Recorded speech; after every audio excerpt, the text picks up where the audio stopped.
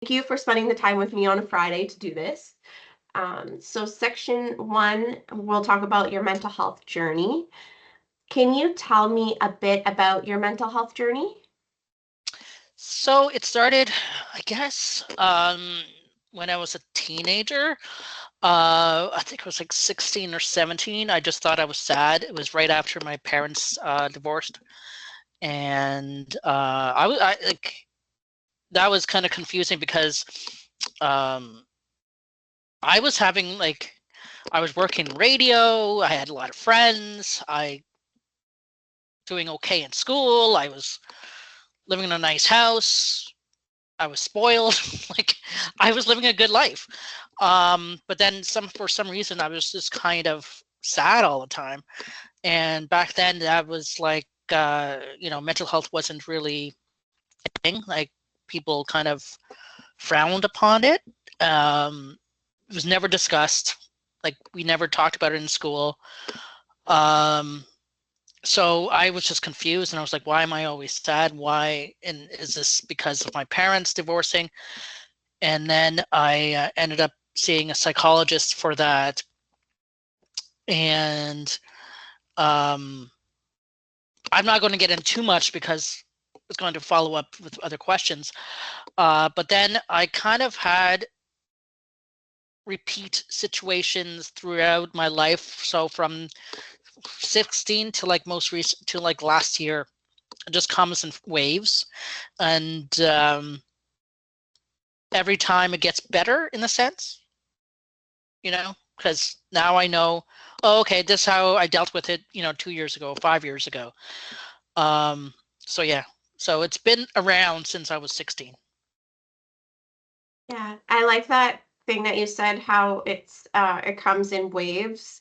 When my waves are like really high, or when I'm experiencing like a really bad time, I like to remember Dory from Finding Nemo, where she's like, just keep swimming, just keep swimming, just keep swim. Yeah, it's like that's kind of like a silly little thing I do to kind of just be like, just keep swimming, and like soon that you can like calm down a little bit. Or also, yeah, using those like tools that you've used before. Music is Yeah. such a good one too. What were some of the first signs or challenges that you experienced? So the first signs would be that I was like, as I said, I was always sad. When everything seemed to be doing really well. The challenges would be like, let me just say, when I was a teenager, the challenges were really to really talk to someone about it. I was afraid to talk about it to anyone else. And then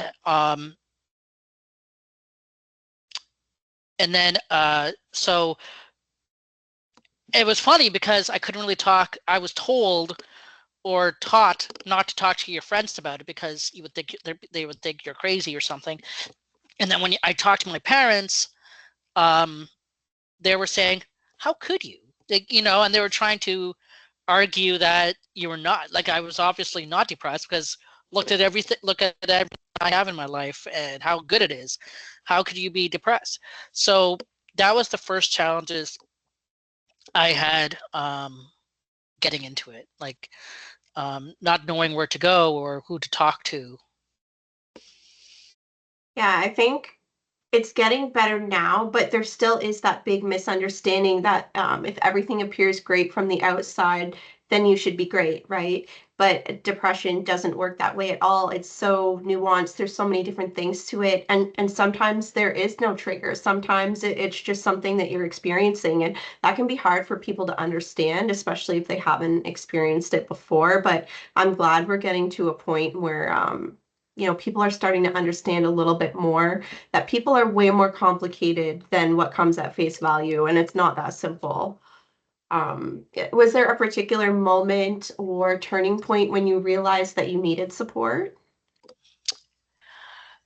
So every single time, as I said, it was everything got better over time, and I was able to see the triggers. But the first time was when I checked myself, and I went for a walk. This is when I lived in Richmond Hill. I went for a walk one night because I used to do that all the time, I didn't feel like going to the coffee shop I would usually go to. And I lived like maybe 10 minutes away from the hospital. I was volunteering there at the time. And I just walked into the hospital to the emergency room and said, I think I'm sad. I need help. Didn't tell my parents, no one. And they were like, okay, little boy.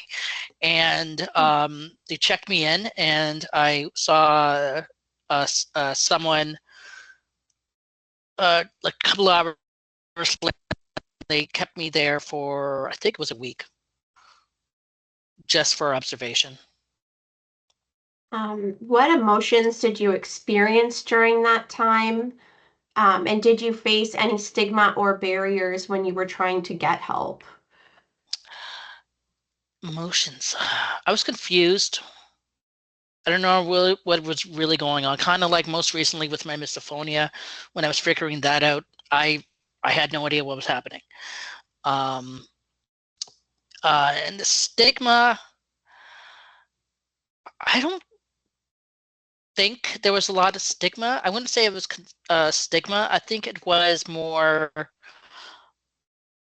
as my friends were confused of how to deal with it. Like, okay, so does this mean I can go out with you? Like, can you come out to the movies with me? Or like, are you supposed to stay at home? Like, what's going on? Um, so I think it was more confusing than like stigma that I experienced. That makes sense. Yeah. What kind of support did you receive from your community or from your friends as they started to understand or as you kind of shared with them? Back then, I only told a few, and then I went to a very cool school, the Toronto Waldorf School, and we're all hippies, so they were all pretty understanding. and and actually, we had a student um, take his own life a couple of years before that. And he was like, he lived in one of the biggest houses across the street. So again, we didn't even know what was happening. And we would think that he was, doing all right. So yeah, it was the community acceptance was good. Again, there was still some kind of confusion, but it was not. I mean, I don't think it was good as like it is now, but there was this kind of understanding. Okay, Shane can get sad sometimes, so um, let's not tippy-toe around him, but still let him have that ability to have his own kind of like space at times. Yeah, I think that's fair. It's nice to have people that around you that allow you to be yourself and feel the things you need to feel, but still show up in a supportive way and they don't kind of hide from you, out of fear of emotions and stuff. So it's nice to see that people are kind of coming more into that direction where they're there for support, but they're not there to change you, they're Mhm. there to support you along the journey. Were there specific organizations or programs or people that played a really big role in your healing through, some of your waves or any specific ones that you can think of? Not back then, no. Um, Over the years, they have been Leafy Depression, and uh, locally there was DEA counseling, which I went to in 2020, and yeah, but most of the stuff I think was just me trying to battle it by myself. I'm kind of like that. Like I like to, you know, I like to fix things. I'm a typical guy that way. Yeah, I guess. Yeah, some men do feel that way, like they kind of have to do it on their own, which of course they don't. But that's just like, I think something that at least in an older generation, like in like even the generation I had growing up, and maybe it's changing now, but there was that kind of stigma or perception that like men have to do it on their own, or men are supposed to be the strong ones. And there still is very much that perception out there that I hope is changing. Um, because honestly, men deal with the same mental health challenges that women do, and there's no need for anyone to face it alone, right? Mhm. Um, how did community mental health services make a difference for you? I mean, not necessarily at the beginning, but even throughout your journey. Like, if you want to speak a little bit to how Dia helped you or any other community services, how did that make a difference for you? It was really good because they were there during COVID and it was not in person, so it was on the phone. This was when I was taking, we called it a staycation in London because I felt like I had to just to be away from the house during this whole COVID plus misophonia diagnosis, non-diagnosis. So I was staying at an Airbnb, and I had therapy. I think it was once a week, and just to talk to someone um, for 45 minutes an hour was really good, and they were great. There was a couple of times when I was not doing my best, and she said, "Well, let's do a video chat instead of phone," and they were able to shuffle things around just to accommodate me. So um, that was really good, especially when it was during COVID. Like no one was talking to each other, no one was able to see each other. It was pretty lonely spot, especially when I was like staying in a Airbnb by myself. Yeah, yeah. I think a lot of people found to be really isolating, and I think we're still seeing the effects of that across the board, honestly. Like, um, people became a little bit more introverted, and I'm not sure that we've all come back out of our so shells. I'm not sure we've all come back out of our shells yet. Some of us kind of kept that introversion and haven't been able to re-immerse ourselves socially. So that Mhm. was definitely a really trying time. So it's really nice to hear that Daya kind of recognized the challenges that people were facing and were able to do their best to navigate that in a situation that was difficult for everybody, right? Mhm. Can you share a moment when you felt truly seen, heard, or supported? There were a few times I remember, again, back to my misophonia diagnosis, non-diagnosis, was just when we were coming out of the COVID thing. I think it was after the first lockdown. I started going to the restaurants again and the bars, and I started talking to my friends who worked at the restaurants and the bars, and they were very accommodating for me. There were a couple of times when we were all outside still. They asked me if I wanted to stay inside because there were some certain sounds outside, like the fireworks on Canada Day and things like that. If I wanted just to go inside and stuff. That was really cool because I wasn't necessarily getting that same understanding in other places where I thought I would be getting the understanding. So, um, and I guess misophonia was kind of like depression back in the day, where there was not enough schooling about it, right? There's no People didn't really know what a misophonia was. So and you felt like, especially back then, like you felt alone, right? So when you had people like my friends who were trying to be accommodating, even though they didn't really know what was happening either, that felt really cool. Yeah, and I mean, it makes a big difference to have people around that are trying to understand, even if they don't fully understand, and people that are willing to learn, and grow with you, like on the topic, or, even if they don't know everything yet, they're showing up in the best way they can. It makes a big difference, I think, to have people in your corner like that for sure. If you could describe what community support felt like to you in one word, what would that be? Love. Love? Hmm. That's such a good word. I love that one. Thank you. I wrote it down. I was like, yeah, I think she'll like that. Yeah, I mean, that is what it is. When you think about the core of it, it's like love for the people around you and like that's a perfect word. So good. Um, the next section is a little bit in kind of like connection to the campaign. So you've been involved in Defeat Depression since before I have been, actually. I know London historically had many, many events and was involved for a long time. And so how did you first hear about the Defeat Depression campaign? I believe it was Instagram. I know it was social media. Probably Facebook. And I was like, well, I'm not doing anything that around that time, so might as well go walk. And I was looking for something else to do, to support, and because I always had my feet into nonprofits, so I was always like not necessarily volunteering, but also doing something like trying to raise money and stuff.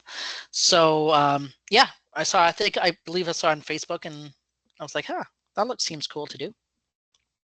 Awesome. What does the campaign mean to you personally?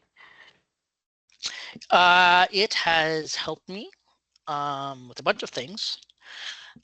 Just a little reminder that even though I know and it's been overused that you're not alone, uh, but it's cool, especially as where my role is now, and applications come in, and I read people's stories, these volunteer stories.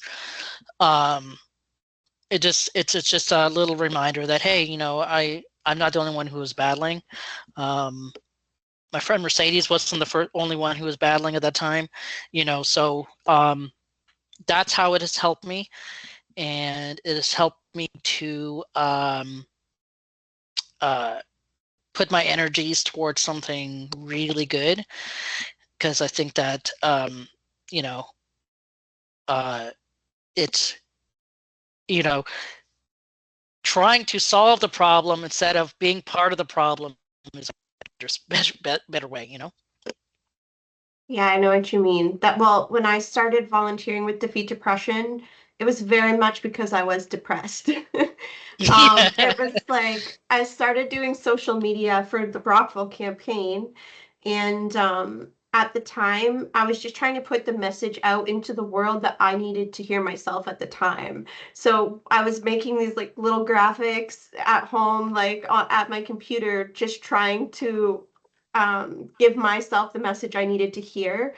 And hoping that there were other people out there that would see that message if they needed to hear it as well. So I totally know what you mean, where you you feel the problem and you want to be part of the solution and try and uplift others while you're uplifting yourself at the same time. It's kind of multifaceted that way. So that's just I thought I'd just jump in there too, even though it's not my question.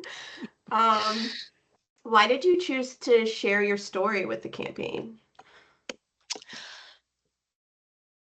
I just I'm in a position now where I think I'm comfortable with it. Like I've always been a talker. Like my background's radio. I always like to share my story.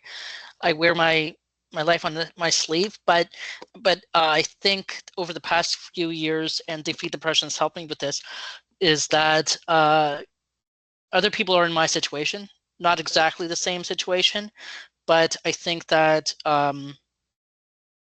over the years, being comfortable of talking about it has helped others. I know firsthand that it's like me talking about it continuously and spamming my friends on Facebook about mental health.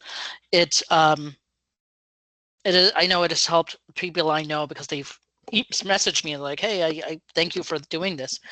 But I think it's uh, I think it's important to have at least someone or some people to be able to tell their story, because while there's campaigns and posters and everything all around, you never really think it's true that you're not alone, because I've been there. Like you do feel like you're alone. That's part of being depressed. Like you feel like you're in a dark room all the time. So I think sharing the story is really important to, I'm not going to be dramatic and say save someone's life, but save someone's life. Yeah, yeah, for sure. I mean, there is a lot of things around that say you're not alone and stuff like that, but until you see people that you personally know opening up and sharing their story, um, it sometimes feels like talk, right? It just feels Mhm.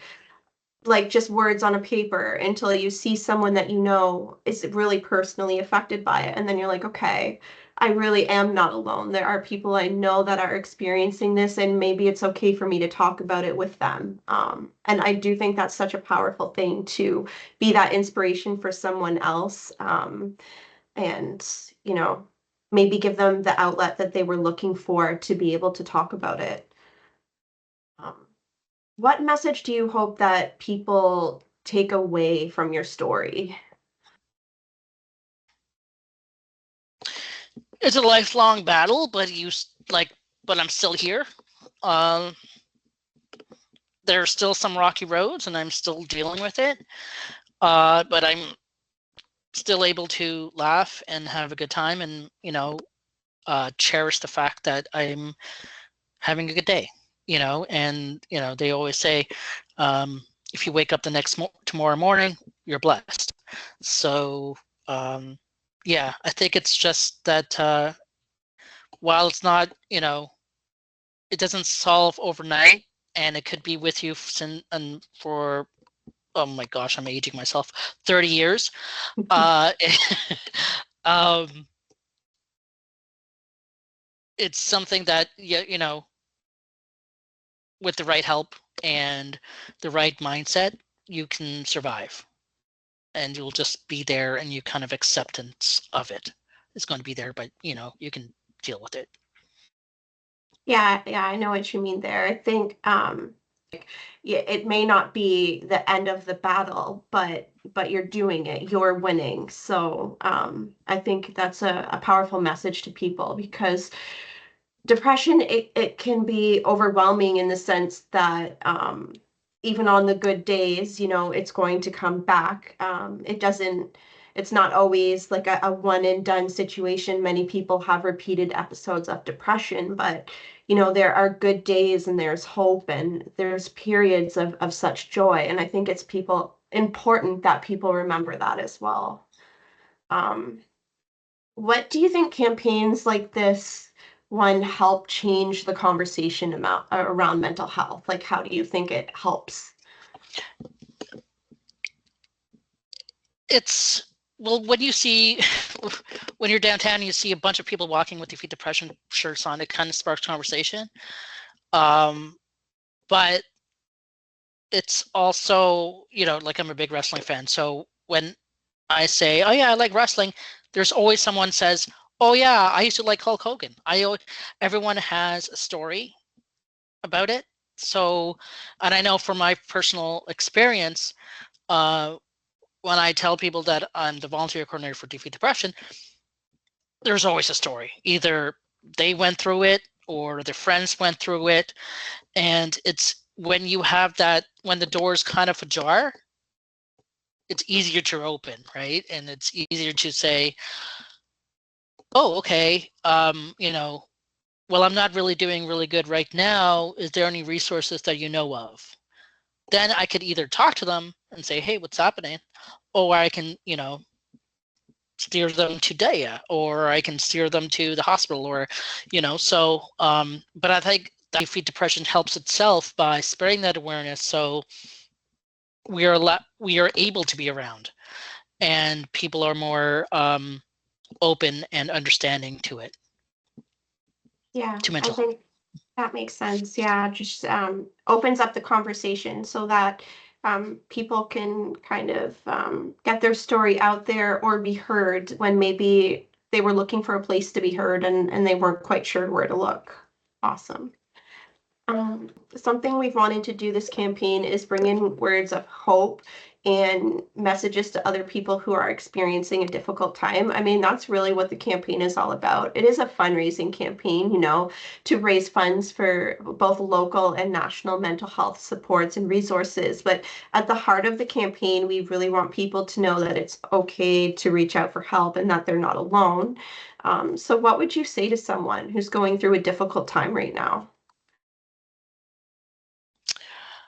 I would say this will go along with my lyrics, but I would say tread water, which is on my arm. And the meaning behind that song was that, um, keep afloat. I mean, it's going to be tough. Like, it'll be keeping with the water analogy. There's really bad waters and like heavy. Right, I don't know how to use this, but okay, let me just say it this way. It's going to be rough out there, right? And every day, like, it's a battle. As I've been saying, that, like, um, I do have dark days still, but I think I've overcome the darkest days, because every time it gets better and better. Every time I go through depression, it kind of gets better in the sense that, oh, well, I've been here before. I know I can survive this. It's just being able to survive those darkest days, and you will. Yeah, I think that's good advice. Because people don't want to hear something like, "Oh, you'll be better in no time," because that's not genuine. Like Yeah. it's like hope things get better soon. Like that doesn't help Feel better. anybody. Yeah. Yeah, feel better, heart. Like, but like hearing from someone that, yeah, there are dark days, but you can persevere and, keep swimming through those rough waters. I think that's something that people can resonate to a little bit more because it's genuine. Mhm. Um, what advice would you give to someone who is nervous or afraid to reach out for help? Start locally and then move bigger. What I mean by that, find someone that you trust and that you could talk to. Um, I had Lisa at the very beginning, one of my good friends when I was a teenager, who was also sad or depressed. And, it always helped that I'm July 14th, she's July 17th, and a year younger than me. So we were a lot alike. And then kind of like, okay, well, Lisa is helping me a bit. Now let's see if my family will help me. And then, just don't do anything. I'm not saying, well, yeah, don't do anything rash and by thinking that, oh yeah, maybe you need a psychiatrist, because you might not be comfortable enough to talk to a psychiatrist yet. Open up with someone you trust, and then kind of like, as you get more comfortable, then find someone else outside of your circle that you can maybe tell your story to, because the more you talk about it, it's easier for you to talk about. Yeah, that makes sense. Like start with peer support and then maybe lean into like community resources and seeing what's available. And then, from there, maybe then psychiatry help it if that's what you need. But sometimes, having a peer to talk to or even just resources in the community, like community activities can really help when you're struggling. Mhm. What's one thing you wish you knew earlier in your mental health journey? I think that would be that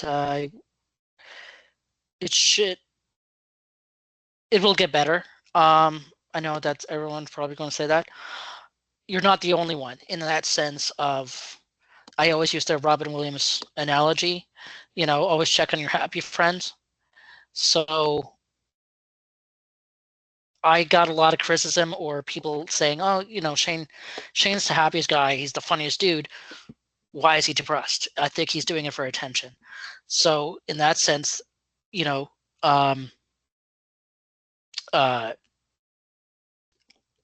stay true to what you're feeling, and don't let anyone make you think that you're not happy, or that you should be happy, or are happy, and then that this is coming out of nowhere. Yeah, everyone is entitled to feel whatever they're feeling, no matter what their life circumstance or what people are seeing from the outside. Like what we see of people is such a small fraction of who they really are, what they're dealing with personally. And no one person has the right to be like, you're not depressed. I mean, it doesn't work that way at all. I'm glad people are starting to get a little bit more understanding of that too. How can friends, family, or communities better support someone dealing with mental health challenges? Listen and don't judge. And I think the judging part has gotten better over the years, but I think the listening thing is the biggest thing, and there's always opinions of how to get better, especially when someone who doesn't have, like, who's never been depressed or has anxiety or misophonia, there's always these kind of things. Oh, well, there's drugs you can take. Have you ever tried weed, or have you tried to cut down on alcohol? Just be there, and don't try to give out your advice. That usually doesn't really work. Just listen. Yeah, I think that's a good point.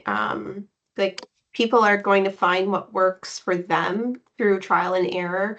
And if you have resources to offer them, then that's great. But definitely not our place to say, try this particular method, it's going to work for you, because everyone is different, and what works for one person might not work for another person. And we want to be kind of in a place where we're supporting people on their journey and not making them feel pressured or isolated when they're just trying to share and looking for support. What gives you hope now? That I'll wake up tomorrow. That there are resources out there, and I'm not saying hope for myself, because I think that I'm good. Like, I'm good. When it comes to dealing with it, I just find there's hope for others, and I'm happy that there is resources outside for others to find to get help. In a sense, you're kind of a little bit of hope for others as well, like sharing your story and being there as a safe person that they can speak to. Like you are providing hope to others. So that's a really powerful thing too. Is there a quote or mantra that has kept you going?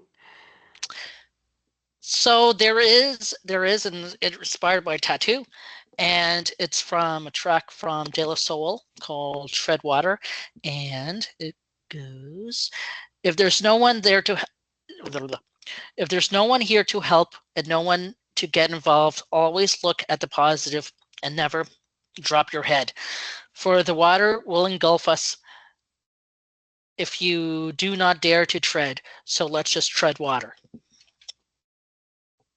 Yeah, that's fair. Like, if you find yourself in a period where you aren't finding the people or the hope that you're looking for, try your best to be that hope for yourself, or just keep swimming until you find that person that will swim with you.